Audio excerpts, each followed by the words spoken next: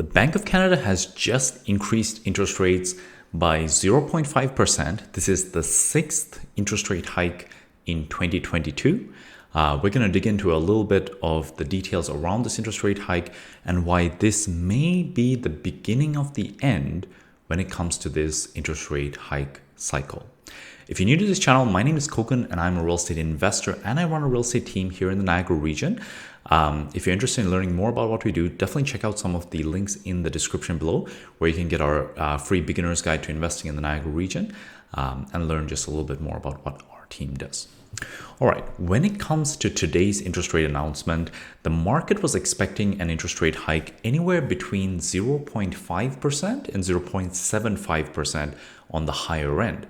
The Bank of Canada opted to increase it at the lower end of that spectrum, so 0.5%, which is somewhat surprising given that the inflation data for September was higher than expected. So the market had expected a decrease in inflation to 6.8%, and the actual inflation was 6.9%. So the rate at which inflation is slowing was not as much as was hoped for, which would warrant another high interest rate hike. However, the Bank of Canada opted to go for the lower amount, which is somewhat in line with another video I made here on Bill Ackman's prediction that central banks are not going to be raising rates to 4.25% by the end of the year, which is what the market is currently pricing in. That's in the US, but Canada also has pretty similar predictions that's built into sort of the market pricing. Another interesting component of the message that the Bank of Canada governor mentioned was he considers 0.5% hikes and 0.75% hikes larger than normal interest rate hikes. A 0.25% hike is what he considers a normal interest rate hike. And he is somewhat messaging that there will be a move towards normal rate hikes at some point in the future, and that we are getting closer to the end of the hiking cycle. He did stress a few times that we're not there yet. There will be some more hikes to come, but we were getting closer to sort of the terminal interest rate, where whatever the peak of interest rate hikes will be, at which point the rate may stay the same or decrease, especially if the economy slows.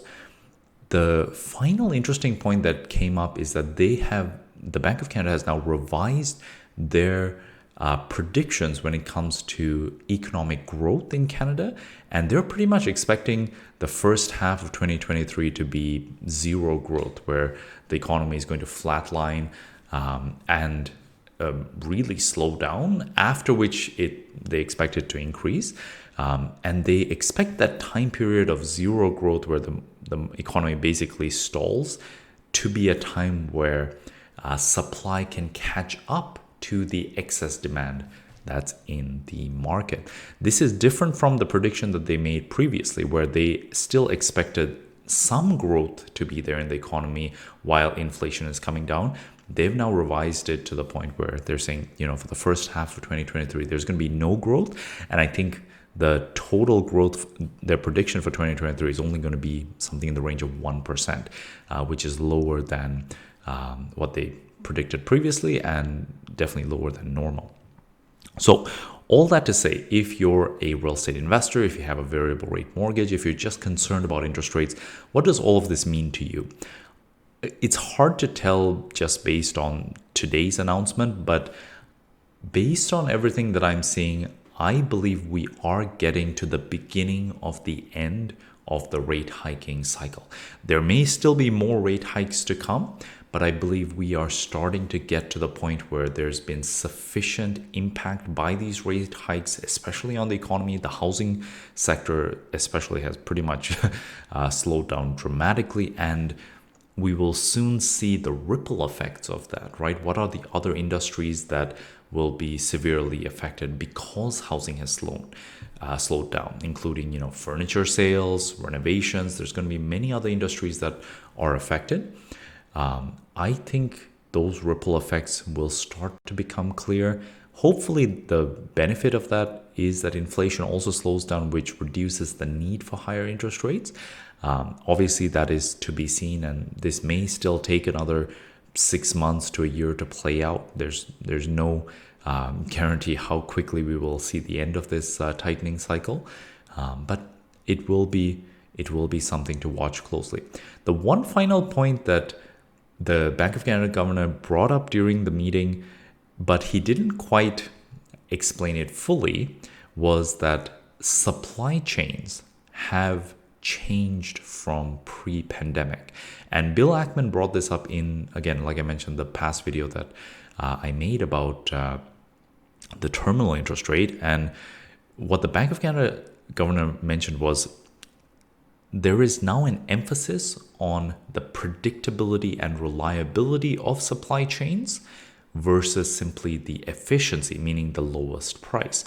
What that ends up doing is it will increase prices long term. So Bill Ackman's prediction is that long-term inflation is not going back to 2%. It'll likely stay in the 3 or 4% range, because when you prioritize reliability and stability of supply chains, you then may choose a higher cost producer, meaning you may make a factory in Mexico instead of in Vietnam, for example, because the reliability of getting your product from Mexico to America is much more straightforward, but may come at a higher price. So Bill Ackman's prediction is that long-term inflation may stay high. The Bank of Canada mentioned it. He didn't really say how it would impact long-term inflation, and he's still sticking by the 2% mandate that they want to return to. So it will be curious to see, will that change a year from now, 2 years from now, if inflation sticks around at, say, a 3 or 4% range after declining from where it's at now, which is 6.9%, which is very high. That will be curious to watch, because it will impact long-term interest rates. It'll impact, what is the going 5-year fixed rate? What is the going variable rate? Hope you found this video helpful. Again, 0.5 basis point increase. This is the 6th increase we've had this year. If you're curious, if you have any questions, feel free to comment below. I'll be watching the comment section, and let me know your thoughts. How are you feeling right now after this multitude of interest rate hikes in less than a year? It's definitely been a wild ride for us, for me personally as an investor. Even our team, things have changed quite a bit in terms of the investment sentiment when it comes to real estate investing. So let me know your thoughts in the comments below. Until next time, all the best.